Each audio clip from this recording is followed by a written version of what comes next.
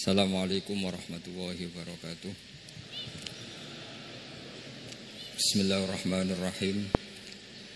Tabarakalladzi nazzala al-furqana ala 'abdihi liyakuna lil 'alamin nadhira. Allahumma shalli wa sallim ala sayyidina Maulana Muhammadin wa ala alihi washabihi asma'in amma ba'du. Yang sangat kula hormati ya, teman Bapak kawula Kiai Haji Masbuhin Faqih, yang terhormat Kiai Haji Robah Maksum, yang terhormat Kiai Haji DRS Abdus Salam MM selaku Rektor Inkafa, semua teman-teman dosen hadirin sedanten ingkang kula hormati, mahasiswa-mahasiswi yang sangat saya hormati. Tadi sudah dikatakan oleh MC, di antara alasan saya datang karena bapak saya ini temannya Kiai Masbuhin. Itu salah ya. Memang bukan diantara ya, karena itu memang. Tuh, kalau diantara ini sembrono. Karena kalau saya datang karena kalian itu dosa besar.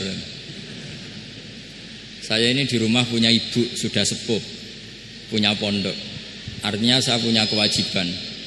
Secara fikih kewajiban itu hanya bisa digugurkan oleh wajibun a'dhamu minhu, oleh kewajiban yang lebih apa? Besar. Kayaknya kalau mahasiswa-mahasiswa di sini tidak cukup untuk mengganti kewajiban itu. Sehingga saya berkali-kali memaklumatkan diri, yang undang saya nggak pernah sepuh itu dosa. Karena menggugurkan kewajiban yang lebih apa? Besar. Jadi teorinya gampang. Kalau ngundang sampean itu mesti boleh karena nggak punya kewajiban. Jadi di rumah ya nggak punya pondok. Terus ibu sampean kalau sampean di rumah ya sumpek, bocah kok nganggur gitu. Jadi fikih itu harus jelas. Saya ini pengagum fikih. Jadi saya di rumah punya ibu, saya ulang lagi, sepuh, butuh perhatian saya dan saudara-saudara saya punya pesantren, sehingga artinya punya kewajiban. Ini sekaligus maklumat bagi yang ingin ngundang supaya ngukur dosa ndak yang ngundang Gus Pak itu. Bukan kebaikan atau ndak, tapi dosa apa enggak gitu. Artinya yang bisa menggugurkan kewajiban secara fikih itu hanya kewajiban yang lebih apa? Besar. Kayaknya tidak akan terjadi kecuali temannya bapak saya atau pernah guru-gurunya guru saya. Misalnya Lirboyo, nanti Sakban ngundang saya 2. Begini ya, ini kan abahnya Kiai Masbuhin juga namanya Faqih, gurunya juga Kiai Abdul Faqih. Saya berharap anak-anak Inkafa ini nekuni utamanya itu fikih. Fikih itu penting sekali. Kata Sayyid Ali yang Shahibus Simtid Durar itu, wabihi qiwamus syariah, yang bisa mengawal syariat itu hanya fikih. Fikih itu ya kalau yang paling gampang tentu kita misalnya punya Fathul Qorib, Fathul Mu'in, Fathul Wahab. Tapi yang faham betul, mesti faham itu ngelotok setengah hafal. Jangan bawa kitabnya tok, sementing sekian semester terus selesai. Itu sama-sama dosa, itu dosanya ya dosa, mahasiswanya juga dosa. Karena sudah terlanjur sarjana agama, ternyata nggak bisa, itu kan mendingan tidak sarjana agama. Itu saya tak cerita sama Kiai Robah, itu ada fatwa kiai juga wali. Suatu saat ada penyanyi dangdut top terkenal di Indonesia itu nyanyi dangdut. Ya penyanyi ya dai, entah itu hakikat entah majas tidak tahu.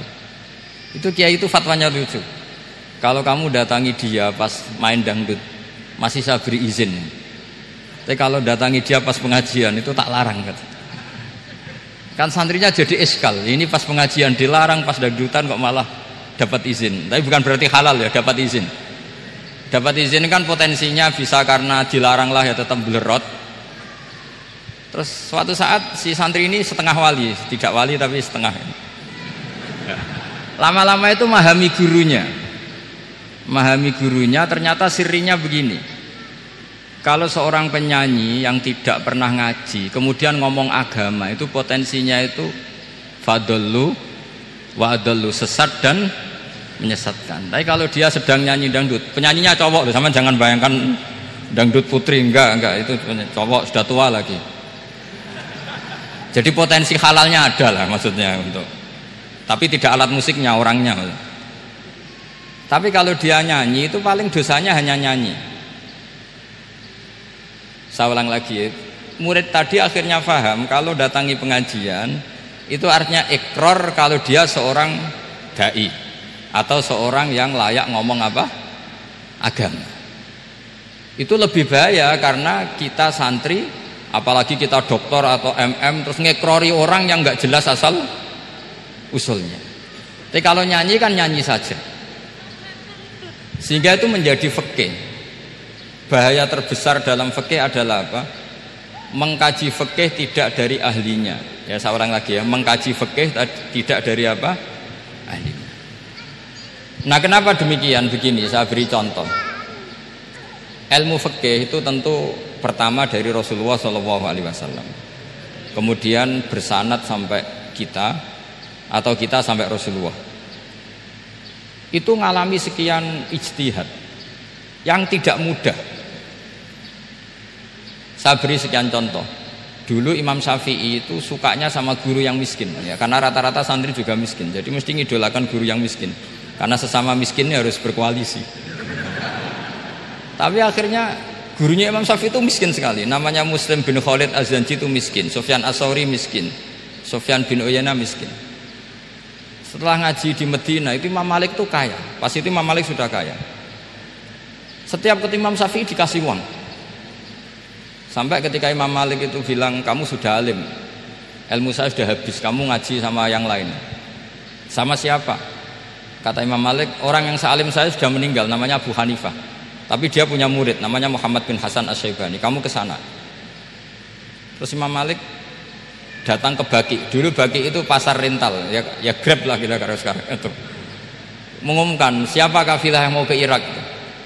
Kita ya Imam Malik, dibayari sama Imam Malik. Ini antar ke Irak, ke Muhammad bin Hasan Asy-Syaibani. Imam Malik mulai ngeper. Guru saya yang miskin tidak pernah nyangoni, guru-guru saya yang kaya sering nyangoni. Mulai memasalahkan kiai miskin gitu, kira-kira seperti itu mulai masalah gitu. Setelah datang ke Irak di Muhammad bin Hasan Asy-Syaibani itu si Muhammad bin Hasan Asy-Syaibani itu kalau ngitung uang itu di meja tamu.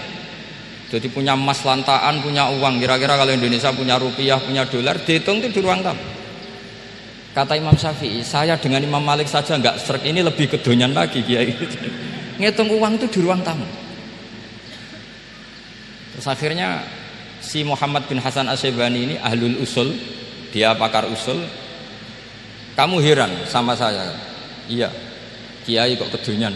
Ya ngomong gitu. Tapi kata Muhammad bin Hasan Asy-Syaibani, kalau kiai tidak boleh kaya, itu tak kayak wong fasik. Ben gue demenan, gue mabuk. Oh jangan, nanti dipakai maksiat. Penjenengan mawon kersane digetokan. Berarti kiai oleh sugih, pun angsal-angsal. Semenjak itu jadi satu fikih bagi Imam Syafi'i. Ternyata kalau mengharamkan kiai sugih berarti membolehkan yang fasik sugih. Kalau yang fasik sugih bisa dipakai i'anah alal maksiat. Semenjak itu mindset pikiran Imam Syafi'i rubah. Saking rubahnya sampai beliau berpendapat orang bisa beli Alphard kok beli carry itu haram. Bisa jadi bupati kayak Pak Roba kok jadi RT haram. Pokoknya gitu. Bisa keren kayak Gus Bak kok jadi orang pendengar haram. Pokoknya haram terus. Karena dalil beliau al-Islam ya'lu wala yu'la alaih. Coba sampean ridho misalnya jadi orang Gresik dipimpin orang yang nggak sholat, ridho ndak? Ndak. Atau sholat tapi nggak bisa ngaji, ridho ndak? Ketika yang bisa ngaji berpotensi jadi bupati, terus keterusan. Karena Imam Syafi'i keterusan, ya umatnya keterusan. Akhirnya orang-orang Syafi'i itu politikus rata-rata. Ya, makanya sampean jangan kaget sama Baroba. Kakak saya wakil bupati dulu. Putranya Mbah Mun ada yang wakil apa? Gubernur. Dulu Gus Wahid yang menteri agama. Itu asal usul dari perubahan fikih, mindset, cara berpikir Imam siapa? Syafi'i. Jadi dulu itu fikih ditemukan itu jelimet, ada perdebatan. Itu tidak hanya pada level ulama, pada level Nabi pun ada perdebatan. Jadi jangan kira Nabi itu tidak debat, ya debat. Nabi itu asal seangkatan itu mesti debat, termasuk debat dengan malaikat. Jadi kalau perlu ya debat sama apa? Karena malaikat itu kan lugu itu gak iso mikir. Karena kalau malaikat iso mikir bisa jadi rektor. Nanti kasihan Pak Salam itu. Malaikat nggak boleh jadi rektor.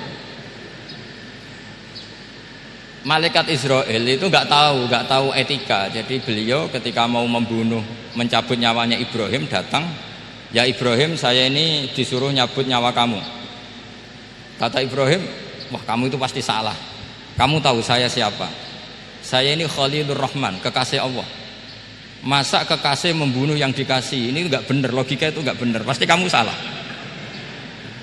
Karena Israel itu tidak bisa debat. Ketika ditanya, hal ra'aita khalilan yumitu khalilah, masa kekasih membunuh yang dikasih? Saya ini Khalilur Rahman. Masa Allah mencintai saya kemudian membunuh saya? Itu logika agak benar. Enggak, keliru, kamu itu keliru. Israel akhirnya terbang lagi. Ya Allah, katanya logika saya ini salah. Karena masa kekasih membunuh yang dikasih? Karena Israel enggak pernah sekolah, kamu enggak pernah sekolah. Enggak bisa dia jawab. Akhirnya diajarin Allah. Dah kamu bilang gini ke Ibrahim, hal ra'aita khalilan yakrahu ayyalqa khalilah. Masa kekasih tidak siap ketemu yang dikasih? Dibalik logikanya. Akhirnya datang lagi ke Israel, kata Allah begini, masa jenengan kekasihnya tidak siap ketemu yang kau kasih? Oh ya oke, mati gak apa-apa. Jadi ilmu itu ngalamin perdebatan. Jadi saya datang murni karena Kiai Mas Bufin, bukan karena MC. Itu dosa besar kalau saya datang karena MC. Karena saya punya kewajiban yang lebih besar. Jadi yang bisa mengalahkan adalah a'dzama minhu, yang super besar kira-kira gitu. Karena jelas ada riwayat inna min abaril birri silatar rajuli ahla wuddi abi. Ya, inna min abaril birri silatar rajul ahla wuddi abi. Di antara kebaikan yang sangat baik adalah seseorang menyambung teman bapaknya. Padahal sampean kan nggak mungkin teman bapak saya. Teman saya aja nggak mungkin, nggak level apalagi bapak saya kan. Jadi malah mohal itu.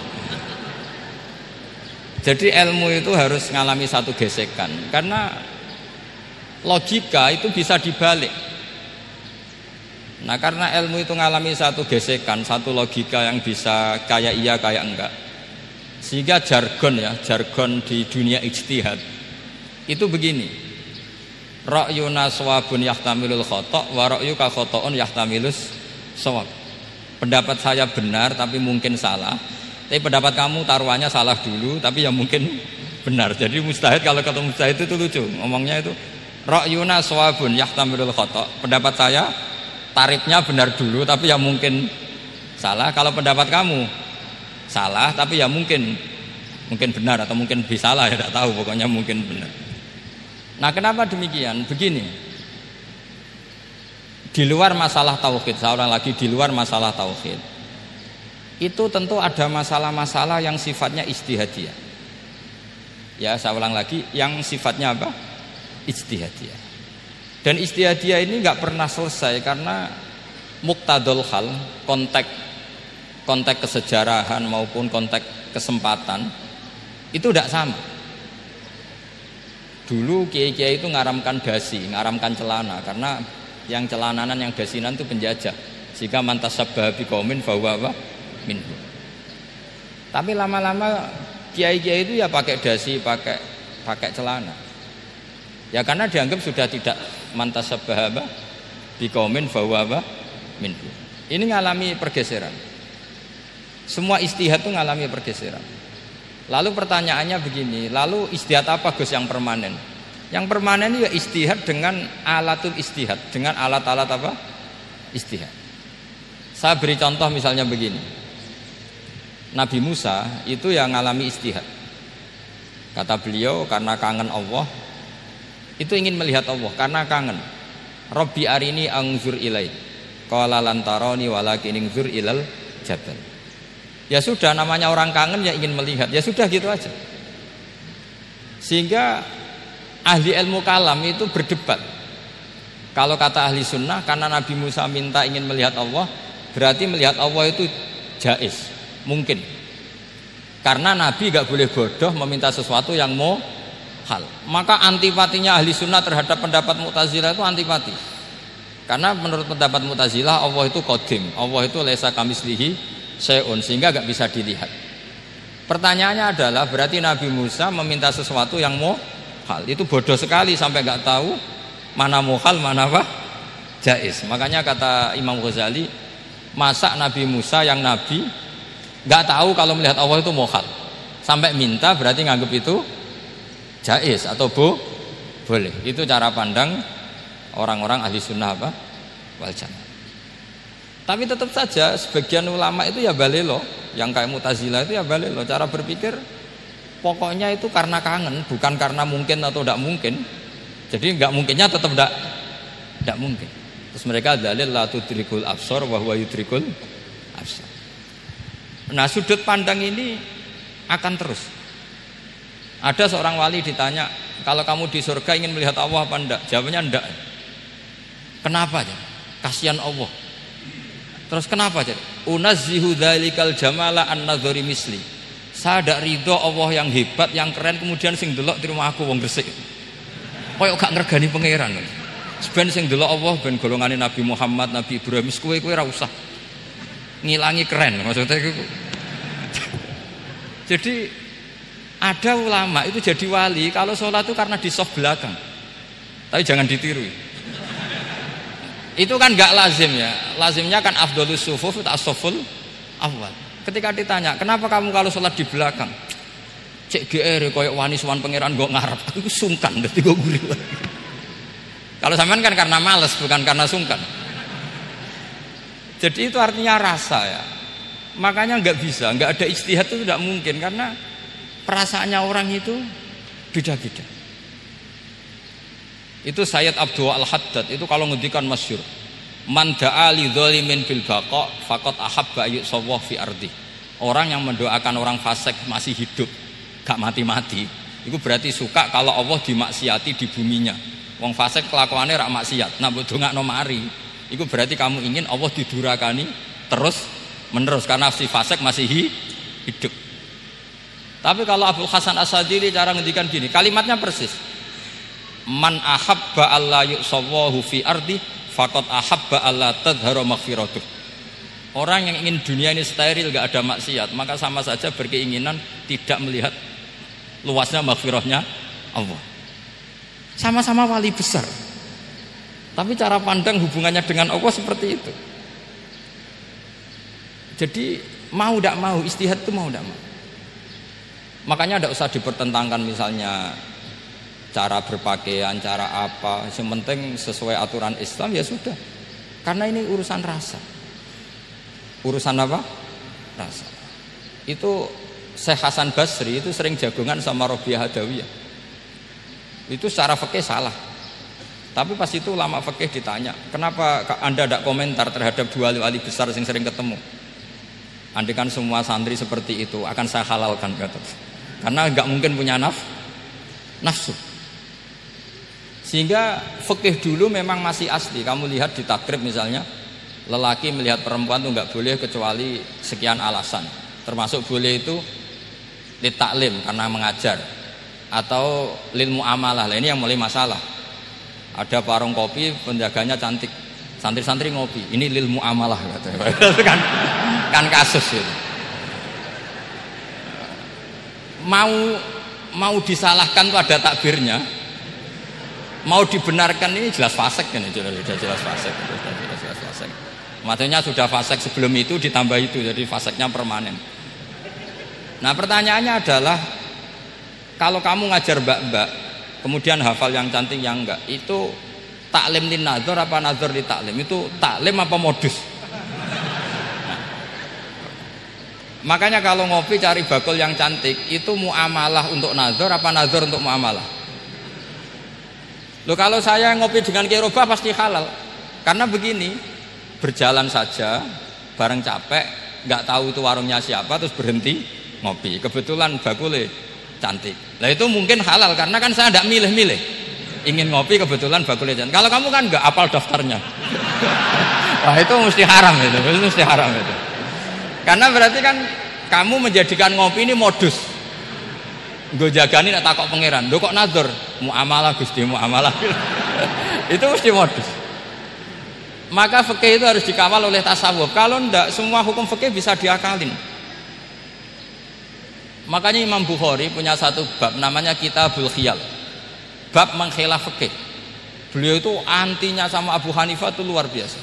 Nggak ada ulama dibenci Imam Bukhari kayak Abu Hanifah. Masyhur itu. Untungnya beliau nggak menangi Abu Hanifah. Kalau menangi geger terus ya. Bisa bahsul masail terus ya. Itu Abu Hanifah itu ulama yang suka khilah. Khilah itu ngerekayasa hukum.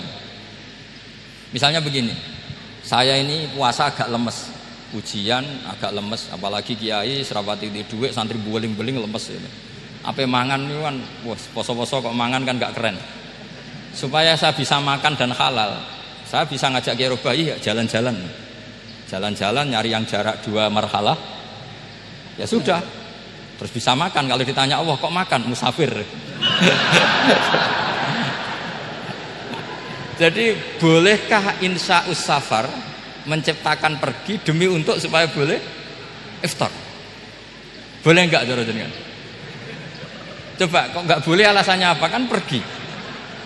Perginya juga enggak maksiat. Itu khilaf.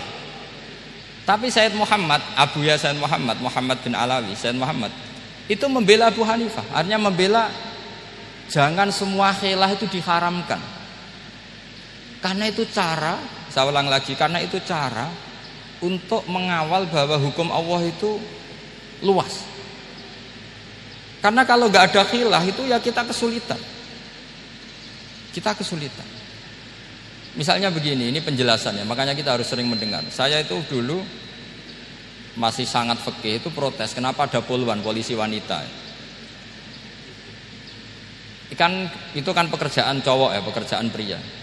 Tapi setelah mendapat penjelasan dari polisi itu alasannya masuk akal, Gus.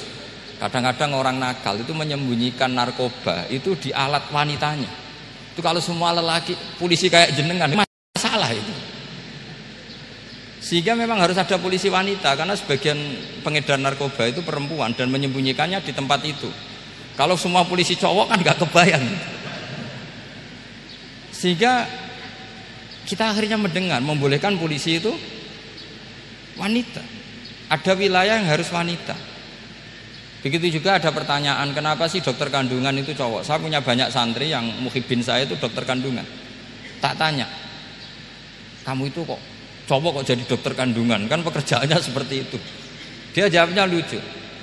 Dari 10 yang tes jadi dokter kandungan, itu yang cewek itu lulus 2, yang cowok lulus semua.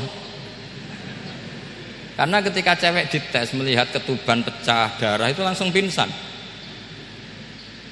Sehingga yang secara psikologi dablek itu kan memang lelaki. Jadi roh wongnya sewakit santai. Kadang nggak lahir-lahir dinteni nang jopo rokokane santai. Itu kalau cewek yang jadi dokter kandungan itu nunggu jam 11, jam 4 sudah pingsan. Nah ini cerita, bukan berarti saya menghalalkan, enggak. Kita harus mendengar, saya ulang lagi, kita harus apa? Dan itu setelah mendengar itu nanti jadi disiplin ilmu, yaitu namanya fikih. Saya berkali-kali cerita di mana-mana cerita, fikih itu harus dievaluasi. Karena ini masalah furu'iyah. Saya berkali-kali cerita di mana-mana cerita. Hukum berteman orang fasik gimana? Pasti orang jawab haram karena takut ketularan orang fasik. Tapi kalau dibalik, hukumnya bina orang fasik gimana? Ya baik, umatnya Nabi. Bisa bina kalau berteman.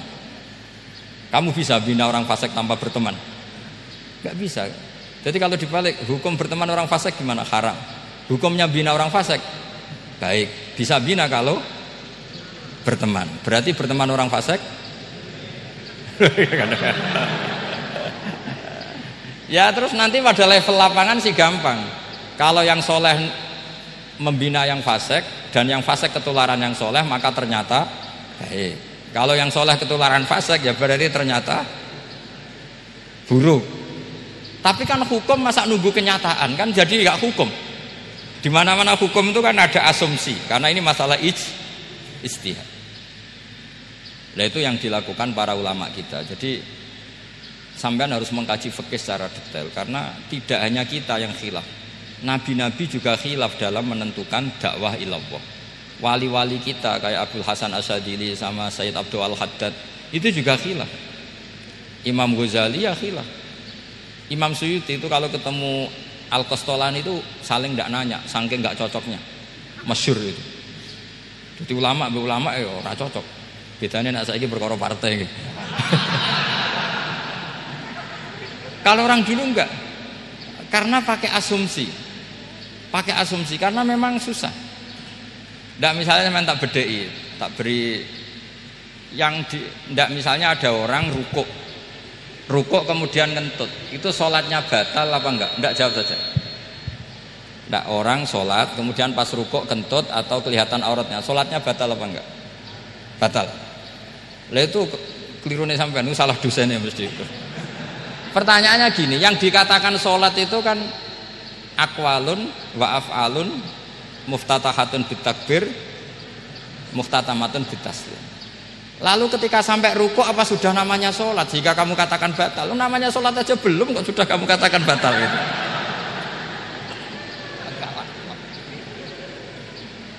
Iya kan? Jadi kalau aku mau sholat pas rukuk ngetut batal atau ora? Mestinya jawaban yang benar, ya ora sholat jenenge gitu. Karena kalau dikatakan sholat, definisinya harus sampai salah. Tapi kan kita nggak mungkin ngomong seperti itu, kan dianggap majnun. Padahal itu yang benar, yang punya kecerdasan. Nah makanya pertanyaannya, fikih itu ngikuti bahasa awam apa bahasa istilah? Kalau ngikuti bahasa awam ya kayak tadi, sholat kok pas rukuk kentut maka batal. Sebenarnya yang batal itu sholatnya apa rukuknya? Nah makanya terjadi perdebatan. Kalau yang pakar-pakar usuli itu salah istilah itu nggak mau. Saya ulang lagi, kalau pakar-pakar usuli itu salah istilah itu nggak mau. Terus misalnya tak beri contoh lagi. Kalau imam itu sudah salam pertama itu yang rukun kan salam pertama. Berarti setelah salam pertama imam sudah keluar dari sholat apa belum? Sudah kan? Yakin? Ya sudah. Sekarang sama tak bedai. Lalu makmum itu kesunatan langsung berdiri apa nunggu imam salam kedua? Enggak, jawab satu. Nunggu salam kedua kan? Itu kriminalnya sampai Anda Suki itu. Kriminalnya begini, berarti Anda membolehkan makmum bergantung sama orang yang sudah tidak sholat. Kata kamu setelah salam pertama dia sudah tidak sholat, berarti kamu menginstruksikan makmum berhubungan dengan orang yang sudah tidak sholat, karena sudah keluar dari sholat ketika salam pertama. Kalau kamu didebat gitu gimana jawabnya? Pusing kan? Berarti robtul makmum bisolatiman sing wis laisa fi sholatin. Berarti menggantungkan sholat sama orang yang sebetulnya sudah tidak sholat. Ada yang jawab, sebagian ulama fikih tetap disunatkan menunggu salam kedua, karena salam kedua itu masih paket meskipun tidak rukun. Dia paketnya selesai. Tapi selalu pertanyaannya gini, lalu setelah salam pertama itu imam masih sholat gak? Udah sampai rapat dijawab toh. Nah ini pentingnya bodoh gak mikir. Jadi makanya bodoh itu barokah karena gak mikir. Jadi soalnya Rabbana ma khalaqta hadza apa batila. Sing bodoh ya barokah, sing pinter ya barokah. Sing ora barokah itu maksiat. Wis ora ono barokah blas. Maka kan fikih itu seperti itu. Jadi ada disiplin, di situ ada disiplin ilmu. Yang kadang kita tidak cocok. Makanya Imam Syafi'i sendiri ngendikan, kadang beliau dengan gurunya, dengan Imam Malik sampai ngarang ikhtilafu Malik. Beliau punya data yang beliau itu sedang nggak sama dengan gurunya, yaitu Imam siapa? Malik. Karena mindsetnya itu beda. Tidak sampai misalnya saya tanya, sholat itu harus menghadap kemana? Tidak, jawab saja. Kiblat kan? Ukurannya apa coba? Namanya madhep. Wajah apa dada? Imam Syafi'i milihnya dada. Sekarang praktekkan dalam dialog keseharian. Saya jagungan sama Kiai Robah seperti ini, terus wajah saya begini, madhep enggak? Nah itu masalah. Terus pertanyaannya, madhep dengan dada itu fi sholat apa fil qiyam?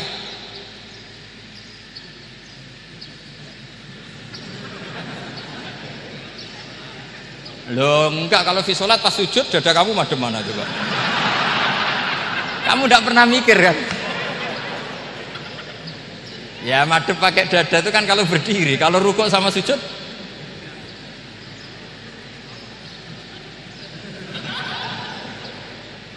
Loh itu ulama itu jelimet gitu. Makanya jarang yang menekuni profesi ulama itu. Karena menekuni proposal banyak, karena memang susah. Jadi ulama itu orang yang cara berpikir sudah aneh. Sehingga mereka detail. Maksudnya menghadap itu apa ukurannya? Ukurannya kalau berdiri ya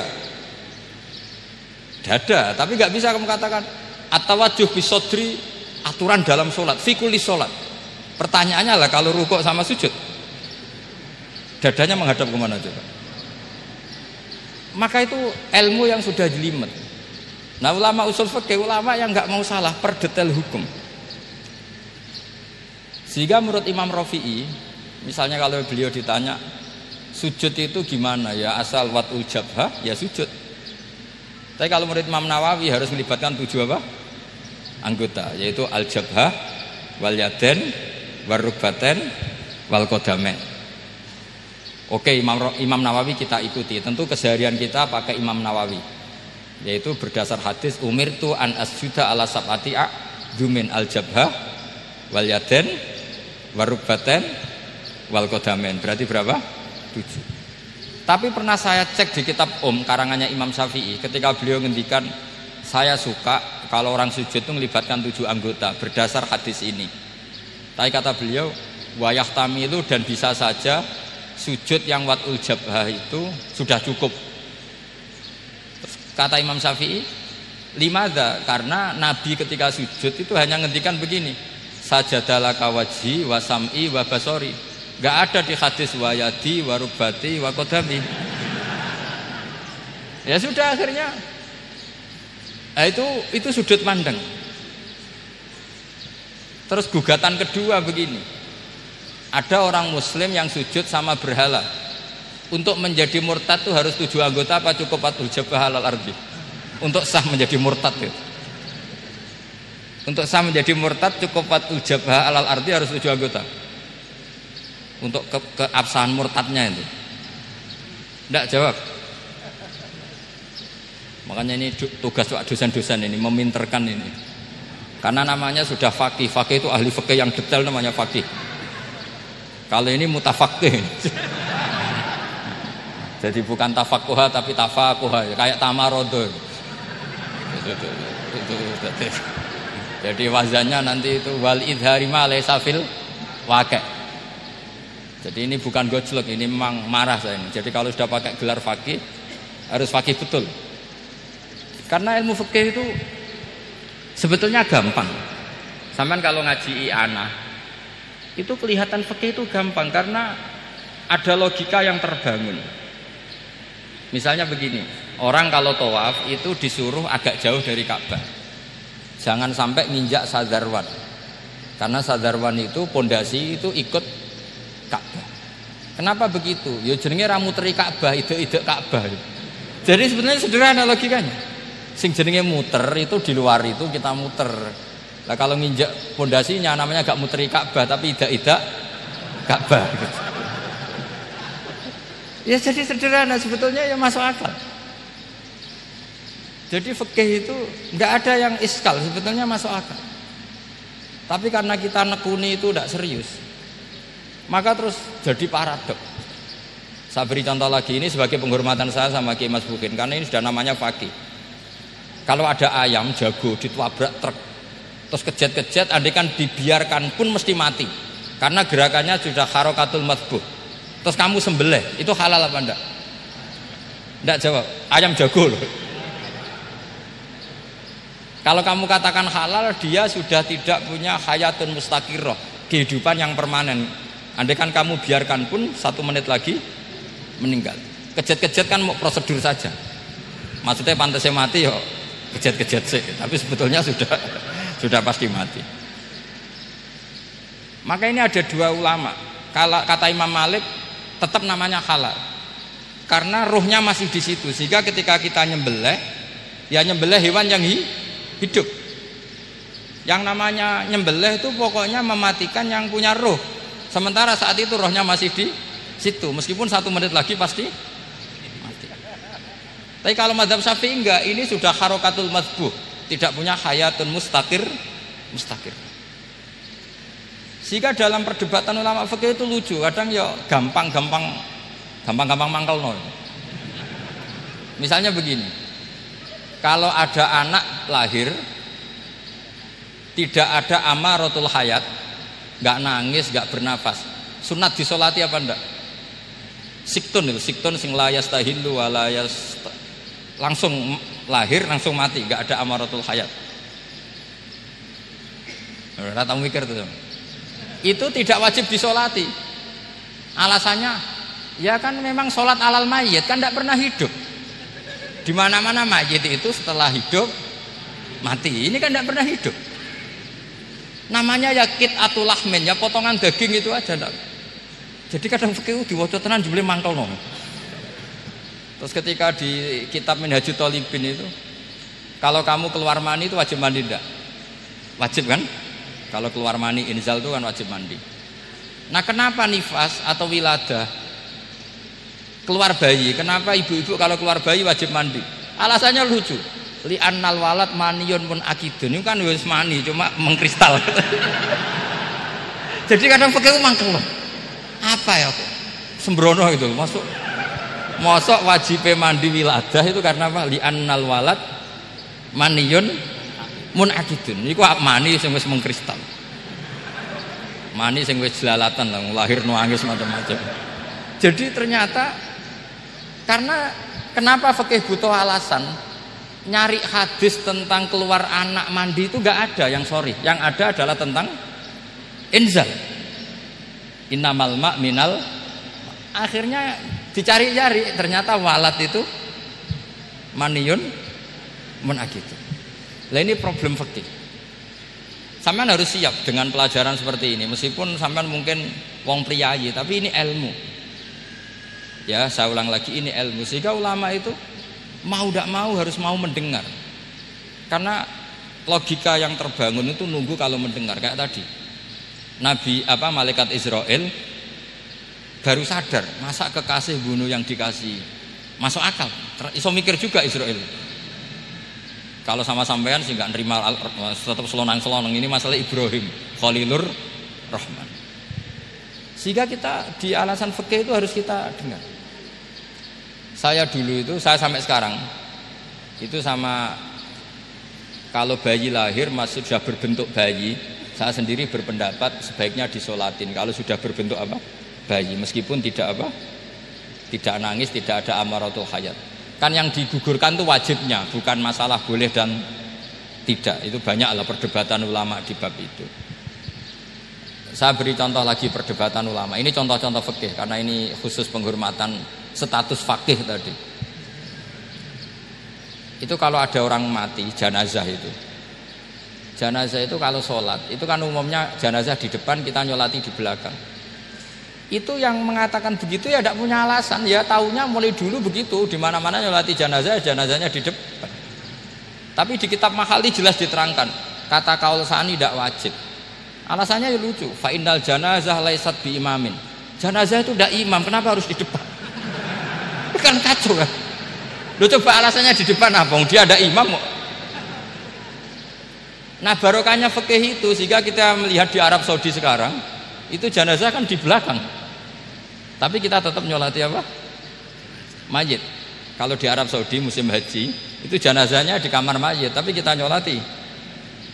Itu satu-satunya takbir ya tadi, fa innal janazah laisat bimanzilatil imam. Tapi jangan praktekkan, nanti dia kepaliran sesat tuh. Saya hanya cerita ilmu, jangan dipraktekkan. Kalau dipraktekkan masih jadi aliran sesat. Mono jenazah ning mburi mame kok ngarep aliran sesat. Sebetulnya bukan sesat gitu. Uji coba fikih. Ya karena tadi fa innal janazah laisat bimanzilatil. Bukti lagi kalau sampean sholat ghaib. Sholat ghaib itu misalnya mayitnya di Surabaya, boleh enggak sholat ghaib di sini? Terus jenazahnya di belakang kamu apa depan kamu? Nah ini kan Fikih itu pokoknya gitu. Makanya standar furu'iyah itu susah. Karena perdebatannya itu mirip-mirip, kayak iya, kayak tidak, kayak. Makanya dulu zaman sahabat, ada sahabat itu mencintai Rasulullah. Senengane sowan. Bukti cinta sowan. Banyak juga yang sahabat bukti cinta Nabi itu tidak pernah sowan. Alasannya ganggu. Kenapa kamu jarang sowan Nabi? Saya sering jamaah sama Nabi, saya tidak pernah sowan. Kenapa? Ganggu. Biar Nabi kalau di rumah sama anak istrinya, saya tidak mau ganggu. Makanya saya termasuk kiai yang gak pati seneng disowani. Karena ya itu tadi. Kalau mulang seneng saya, kalau disowani biasa saya. Kalau kiai roba itu nilii, nak pernah sepuh jenenge rasuwan nilii. Jadi beda. Saya sering ditilii kiai-kiai sepuh. Tapi bahasanya tentu tidak sowan, tapi nopo nilii. Kalau sowan itu banyak. Ketika Rasulullah wafat, itu separuh sahabat hampir mayoritas, ya Rasulullah, kita semua ingin kita dulu yang meninggal karena engkau begitu penting. Maka jangan meninggal dulu, kita yang meninggal. Kalau kita yang meninggal itu gak apa-apa, tapi kalau engkau penting, jangan meninggal. Tapi ada saja sahabat, lah tidak seperti itu. Saya suka Rasulullah meninggal dulu. Alasannya masuk akal. Biar Allah menyaksikan saya kama usaddikuhu hayyan usaddikuhu maitan. Allah biar menyaksikan saya iman kepada Nabi ketika masih hidup. Dan saya buktikan setelah mati pun, setelah meninggal pun, setelah wafat pun iman.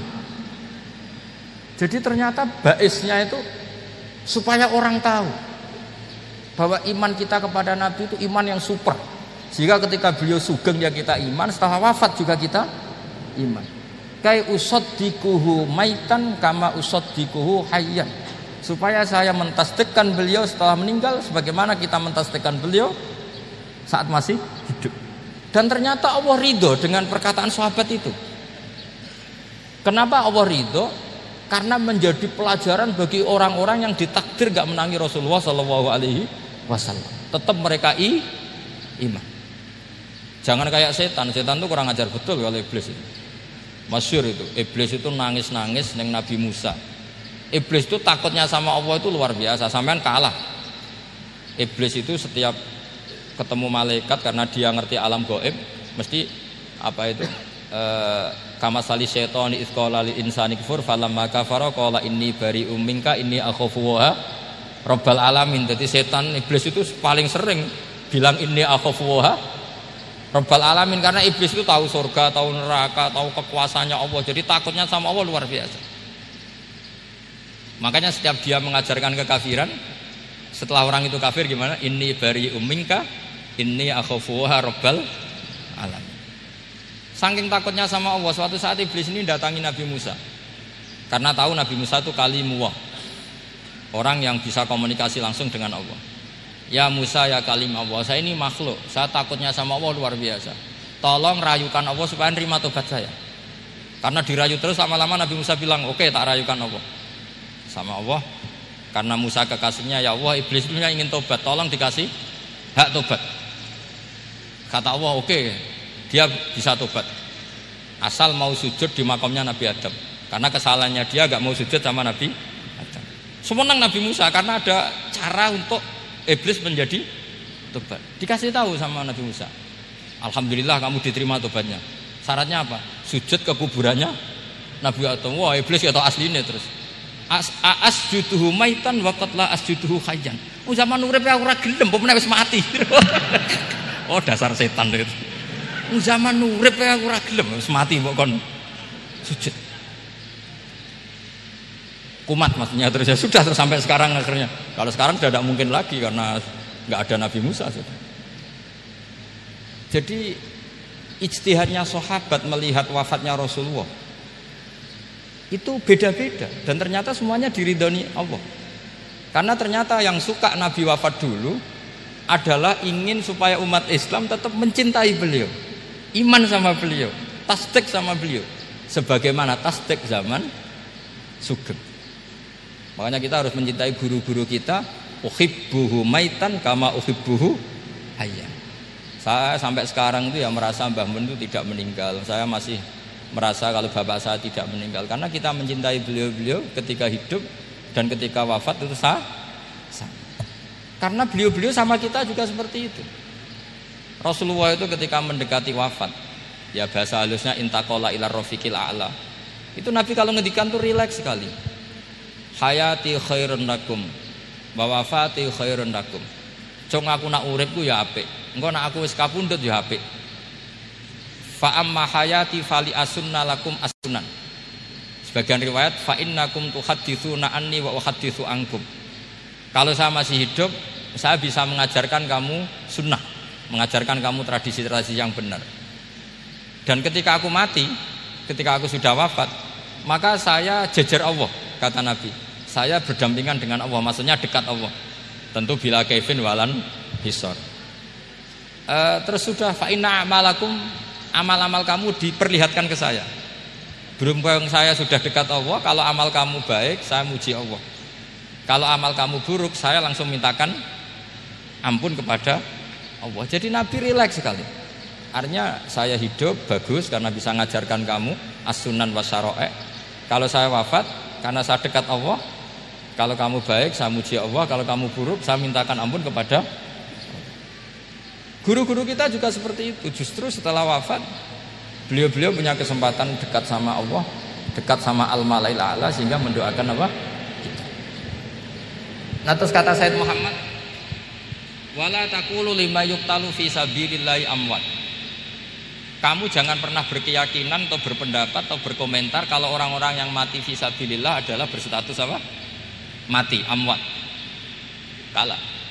Terus kata Sayyid Muhammad, hadza li amati syuhada. Ketentuan ini bagi umumnya syuhada.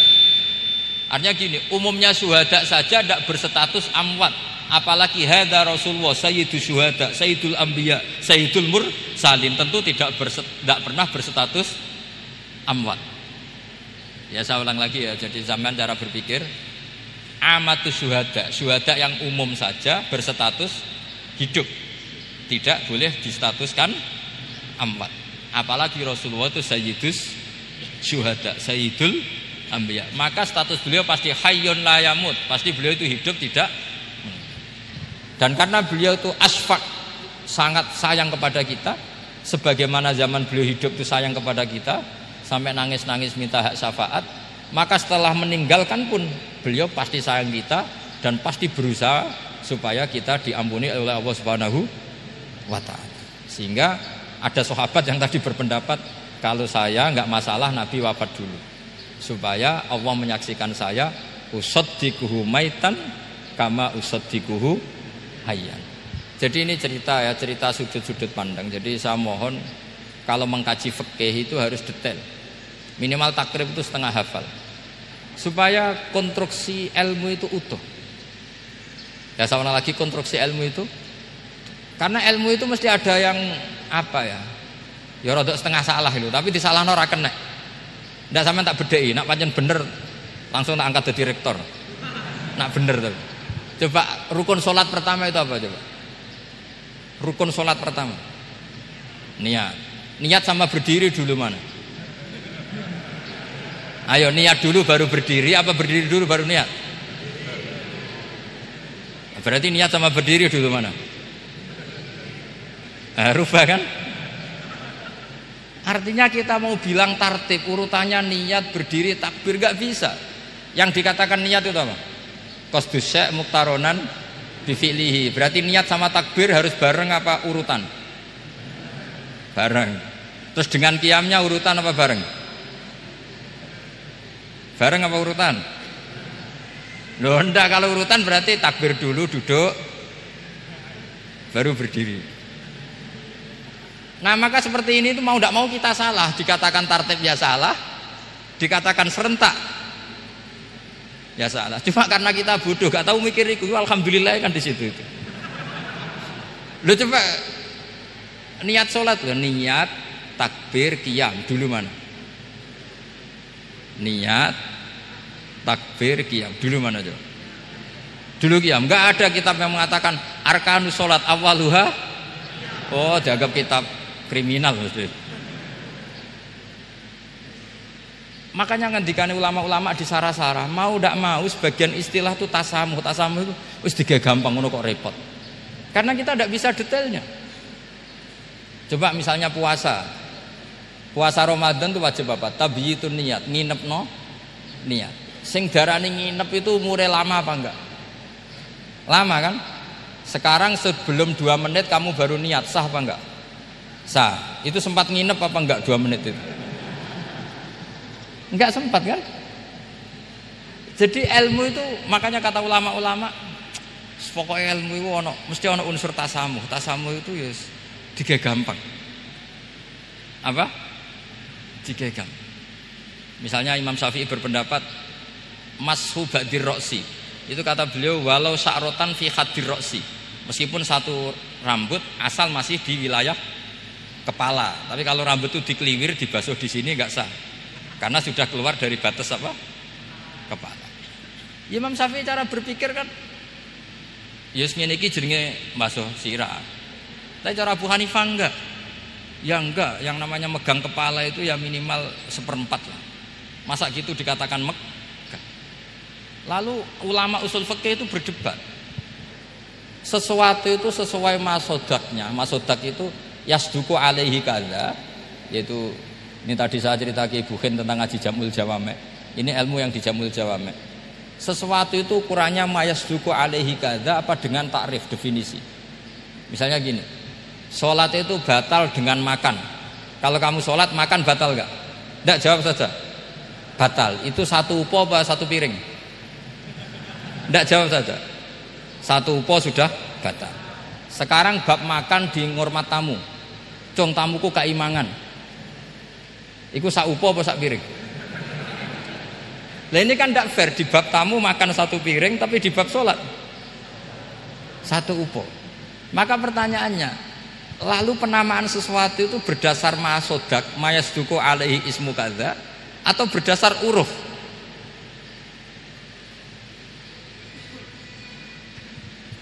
Ukurannya apa coba? Maka terus jadi perdebatan. Lah ini di sini ini pentingnya ulama karena ya sekarang saya bedai sekarang. Cengkeh itu wangi apa enggak? Kategorinya cengkeh. Wangi kan, kalau orang bikin kue tar pasti pakai apa?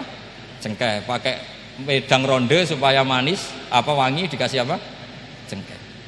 Nah itu saya berkali-kali cerita, pernah mau dipikirkan orang ihram itu enggak boleh rokok karena dianggap pakai apa? Mewangi karena ada apa? Cengkeh. Tapi terus didebat, kalau gitu berarti orang Jumatan sunat rokok.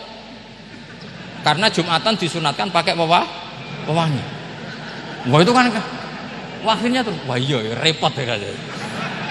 Jadi kalau cengkeh kamu kategorikan wewangen, yang orang ihram nggak boleh rokok karena pakai cengkeh yang wangi, konsekuensinya orang Jumatan sunat rokok karena berarti di masjid pakai apa?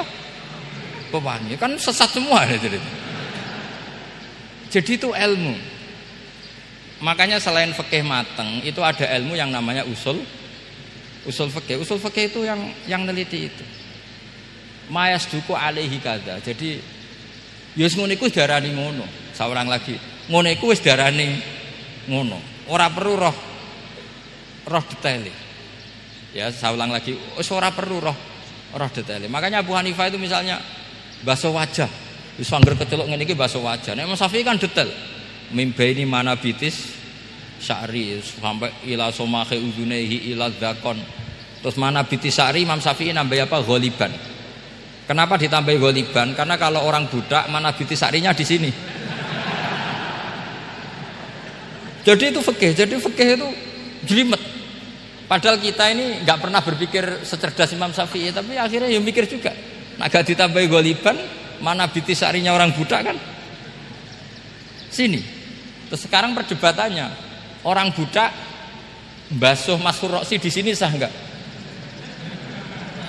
Karena tadi itu wajah apa kepala kan gitu. Kan jadi bingung gitu. Ya makanya ini mukadimah saya supaya sampean lebih disiplin belajar apa? Fikih dan setidaknya didiskusikan lah kitab-kitab Minhajut Thalibin atau kitab-kitab Mahali. Karena di situ nanti ada perdebatan. Dan perdebatannya itu indah sekali kayak tadi. Ada yang mengatakan jenazah harus di depan, tentu dalam kondisi normal. Kita ingin jenazah itu di depan. Tapi ada kondisi itu tidak normal kayak di Masjid Haram. Lalu solusinya gimana? Ya kita ngikuti kaul Sani, fa innal janazah laisat bimanzilatil imam. Tapi kalau di sini normal ya sudah kita sholat ya normal aja lah. Masa jenazahnya di belakang kamu sholat, nanti jenazahnya iri, sekali-kali di depan aja kok gak boleh gitu. Malah jadi repot nanti. Jadi karena apa ya? Kalau kita mengkaji tidak panjang itu bahaya. Karena ilmu tadi, ilmu itu ada logikanya. Imam Ghazali dalam bab warid sama maurud itu gak setuju sama Imam Syafi'i, dia Maliki. Ya kalau dalam mazhab Syafi'i yang populer kan kalau ada najis airnya sedikit kan dikucurkan supaya al-ma'u itu warid. Kalau warid punya kekuatan menghilangkan. Tapi gak boleh najis diletakkan di bejana yang ada airnya. Airnya namanya maurud. Tapi Imam Ghazali dalam hal itu ngikuti Imam Malik. Gak ada bedanya warid sama maurud. Karena logika Imam Ghazali gini, misalnya ini ada najis ya. Ya mik ini ada najis di sini. Atau sarong lah, contoh paling gampang kan sarong. Ini sarong, najisnya di sini. Kamu kucuri. Ketika kamu kucur, air yang lewat ini kan tidak ada dua kola. Kemudian ketika terkena najis, mutanajis kan? Kalau dia sudah mutanajis, dia punya kekuatan menghilangkan najis apa enggak? Enggak kan, karena dia sendiri berstatus mutanajis. Artinya begini, meskipun ini disorno, itu bukan berarti najis gak campur. Nah terus sampean misalnya bantah, tapi kucurannya wakil, terus nanti semua tersisa hilang. Ya kalau gitu nggak ada masalah kan, pertanyaannya kan karena banyu itu satu ciduk. Sehingga Imam Syafi'i mengatakan cara berpikir Imam Ghazali, air itu oleh Allah dikatakan mutahhirun, mensucikan. Ya sudah, kalau ada air berarti mensucikan, baik caranya warid maupun maurud. Bukan karena air itu menghilangkan najis, karena tadi logikanya yang sudah kena najis, air ini sudah berstatus mutanajis, berarti pas mulai lewat ke bawah dia statusnya apa? Mutanajis, ke bawah lagi berstatus mutanajis. Misalnya sampean bantah, tapi mutanajis ini kan dihilangkan oleh air di atasnya. Ya kalau ada jaminan air berikutnya bisa menuntaskan. Nah najisnya bandel, gandok kan terus panjang perdebatannya. Makanya kata Imam Ghazali, sudah dalam hal itu saya ikut Imam Malik. Ikut Imam Malik, anggar ana najis kok is disori banyu ne ora mutaghayyir, ya ngono iku jenenge nyucekno. Mergo banyu oleh Allah distatuskan mutahhir, mensucikan. Dadi ora usah bayangno sing glimet-glimet. Lah itu namanya masodak. Wis keceluk basuh ambek banyu. Berarti wis keceluk mensucikan. Itu juga satu kaifiah dalam usul fikih. Ya sudah seperti itu. Ya kayak sampean kangen anak. Kangen anak itu ketemu wis cukup ta ora? Cara sampean wis cukup. Tapi cara anake sampean ketemu tok ra nyangoni. Nah. Lalu ukurannya itu ukuran anak apa ukuran orang tua? Ukuran anak apa ukuran orang tua? Definisi ketemu lalu. Ukuran orang tua apa ukuran anak? Sama khilafnya ulama. Ini terakhir, contoh terakhir dari saya. Fasyamu salasati ayyamin fil haji wa sab'atin idza raja'tum. Ada pelanggaran haji yang bayarnya itu puasa 3 hari di musim haji dan 7 hari ketika pulang. Imam Syafi'i berpendapat 7 hari yang idza raja'tum ketika pulang itu orang itu setelah di rumah. Di mana-mana pulang itu setelah di rumah. Tapi menurut Abu Hanifah enggak. Asal sudah balik kanan dari Mekah, dia di perjalanan puasa sudah sah. Karena bagi penduduk Mekah, kalau kamu sudah balik kanan namanya pulang. Seperti ini saya nanti, setelah acara saya pulang. Pasti Kiai Robah kalau ditanya, Gus Bak kemana? Sudah pulang. Tapi tanyakan istri saya. Jadi orang sini kalau saya sudah pamit, sampean bilang saya pulang enggak? Gus Bak kemana? Sudah pulang. Tapi tanyakan istri saya. Belum pulang. Lalu ukurannya ini jenengan apa istri saya? Lah mau enggak mau harus, karena Allah hanya ngendikan wasab'atin idza raja'tum, dan 7 hari ketika kamu sudah pulang. Ukurannya siapa coba? Ukurannya penduduk Mekah apa keluarganya? Kalau ukurannya penduduk Mekah, asal orang haji sudah cabut ya disebut pulang. Tapi kalau ukurannya keluarga asal belum sampai rumah belum disebut pun. Itu seperti kita dulu ketika era Wesel, zaman Ki Mas Buken, Ki Roba Mondok, saya kan era Wesel. Angger wong tua bar ngeposno, anakku wis tak kirimi kan gitu. Wong wis diposno. Tapi masih 3 hari. Jari anake durung dikirimi. Bener mana tuh? Ya kira-kira seperti itulah usul fikih. Saya mohon anak-anak Inkafa ini mengkaji itu. Dengan status fakih itu orang yang mutafannin, mutabakhir fil fikih. Itu baru disebut apa? Fakih. Kalau enggak namanya apa? Mutafakih. Itu bukan fakih tapi berpura-pura apa? Berpura-pura ahli fikih. Ya, tentu sekolah ini bukan diciptakan untuk yang berpura-pura fikih, tapi memang benar-benar apa? Fakih. Ya, saya kira demikian. Mohon maaf. Assalamualaikum warahmatullahi wabarakatuh.